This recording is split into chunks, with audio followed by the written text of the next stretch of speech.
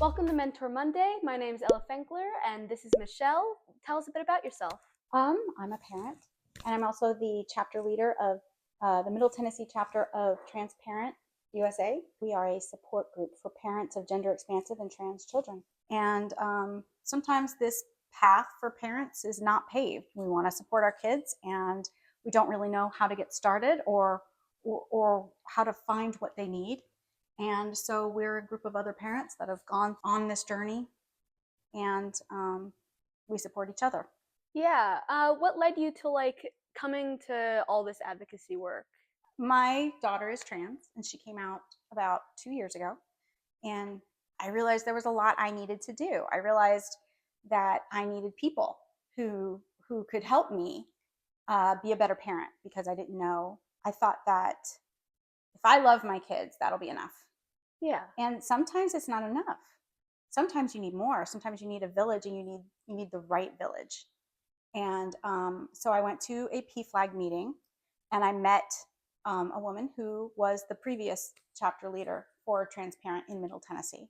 And through that group, I really came to understand myself on this journey as a parent, and understand how I could be better for my child.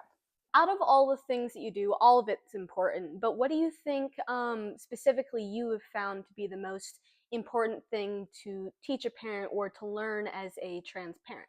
That's a very good question. The most important thing I learned was that I had preconceived notions that I didn't realize I had about gender and about our roles regarding gender, and just how we interact with other people, and that gender really does inform so much, almost every part of how we interact as a society.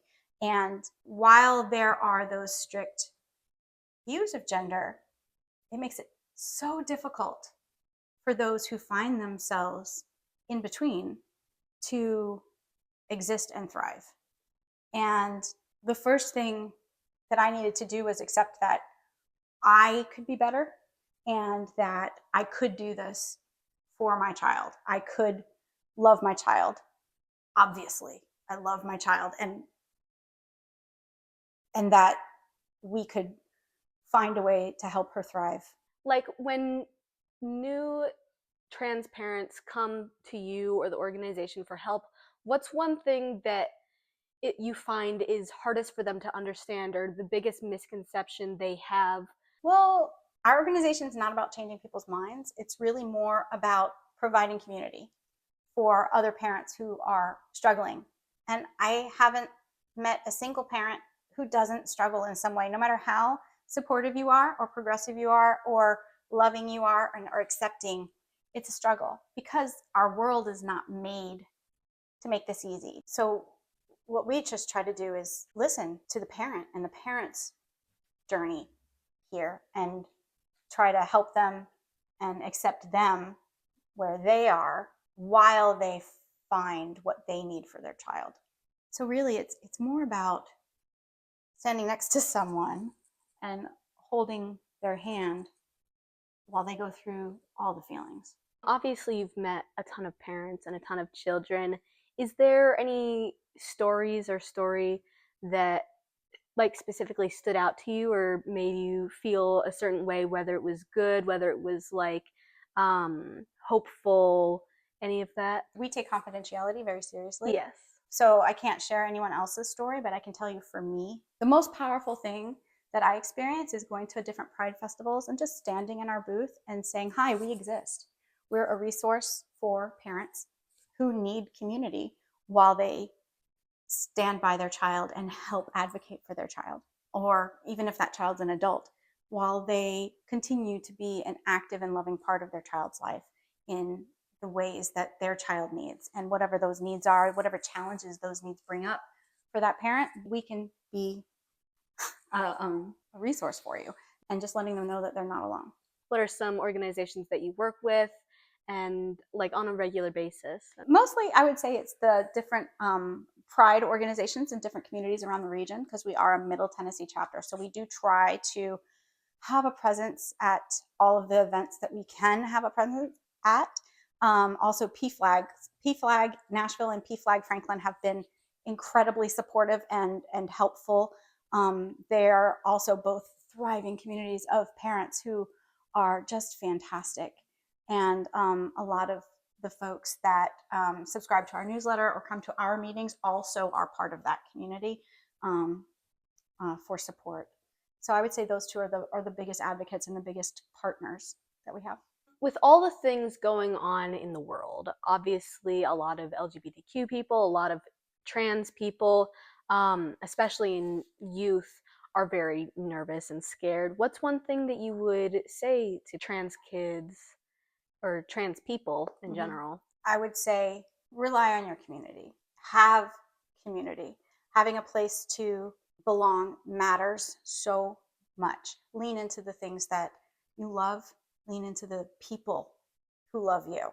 And just remember there's always a struggle someone is having.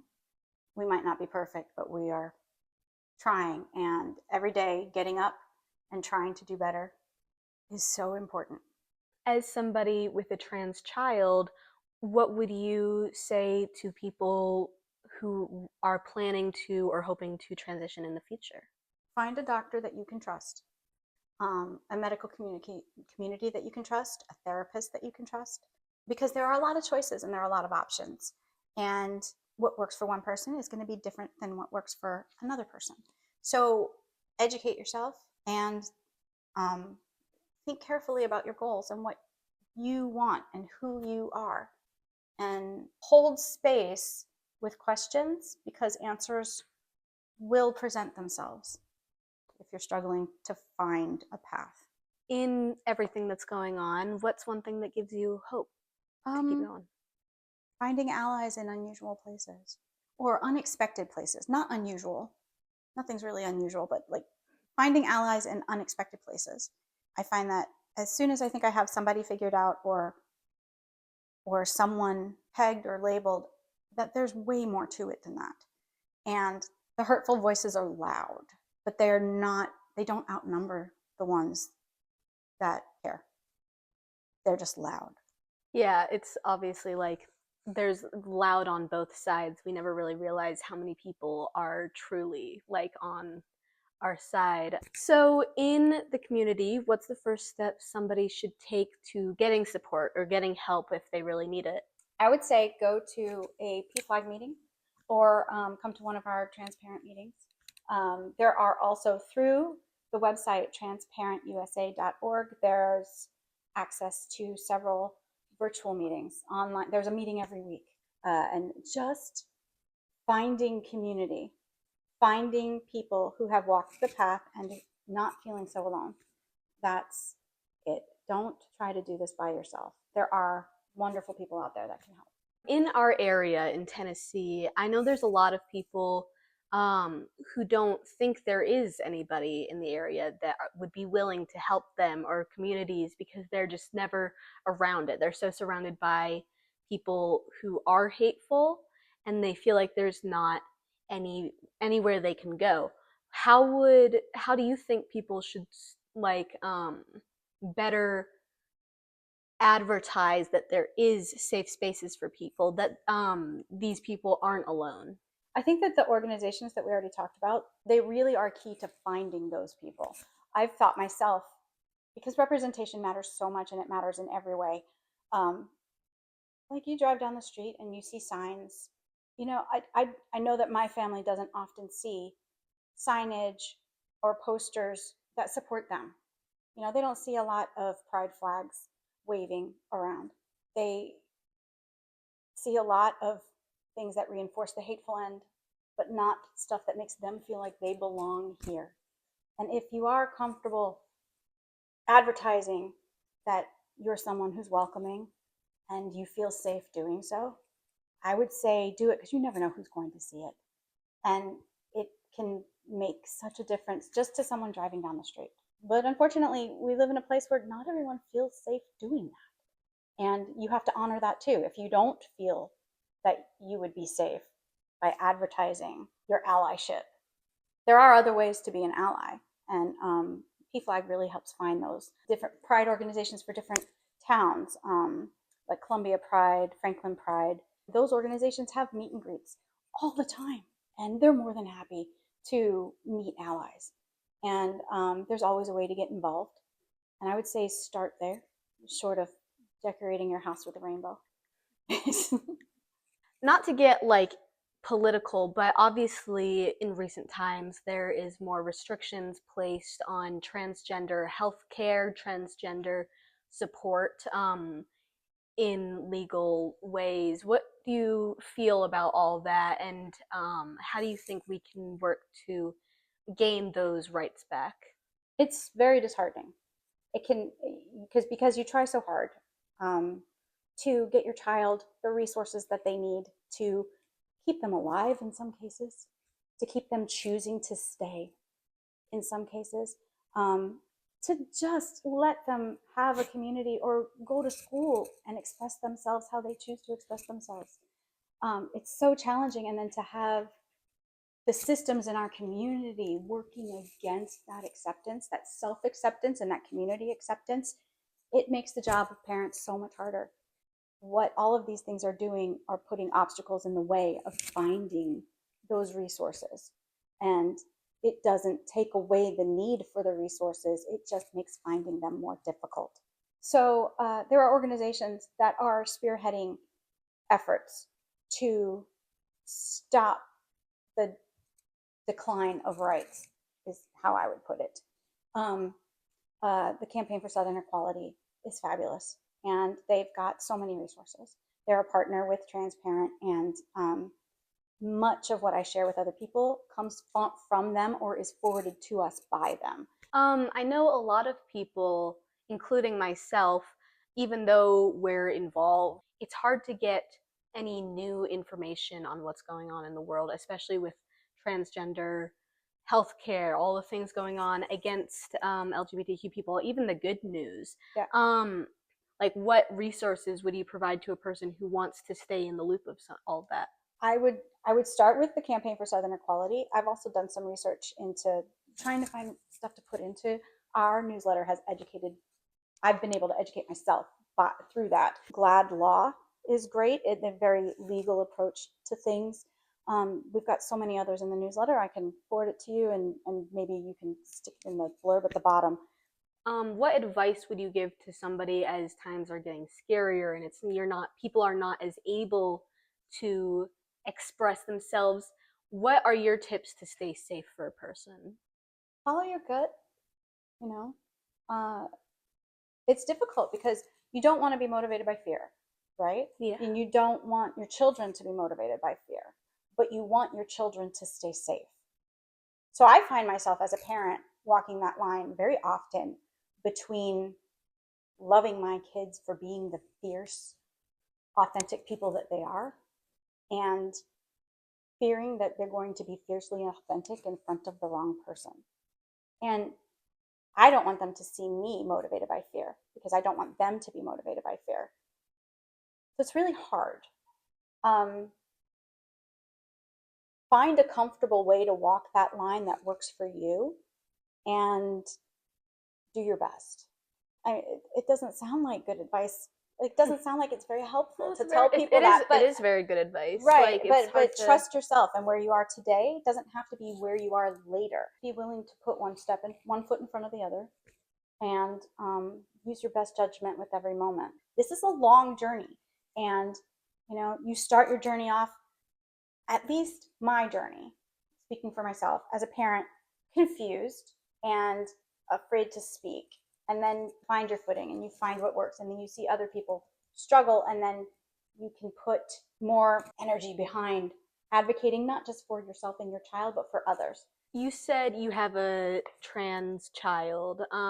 Did anything change about your view on the LGBTQ community? We are a very, I would say, progressive family, with conservative roots. So in my personal experience, what changed was really my understanding of the world more so than my understanding of my child, because my child is still my child. And it can be upsetting when your child no longer wants to see pictures of themselves as a young person. Like, my child's an adult, but they don't want to see pictures of themselves as a young person. They want to see pictures that reflect who they are today. And they chose a name for themselves because it was more authentic to who they not only are, but want to be. And so it's a very forward looking life. And we as a society, we're not like that. Naturally, we look back, we have baby pictures, we have names that are important. But I had to shift to a very forward facing existence as a parent. Obviously, you're not a trans person yourself, but what do you think is something a lot of trans people would like for other people to understand? I don't think I can answer that. Yeah. But I think sometimes as parents, we don't recognize the part of our child's journey that is solely our child's journey. When they're little, you want to protect them, you want to help shape them. And that is something that we feel is part of our responsibility. And it is. But as life goes on, they have a growing input on where that journey will take them. Our input, our influence fades. And sometimes you have to allow that to happen faster than you anticipated. And that can be a real challenge. Thank you, Ms. Shell, for joining us. And thank you for joining us for this episode of Mentor Monday.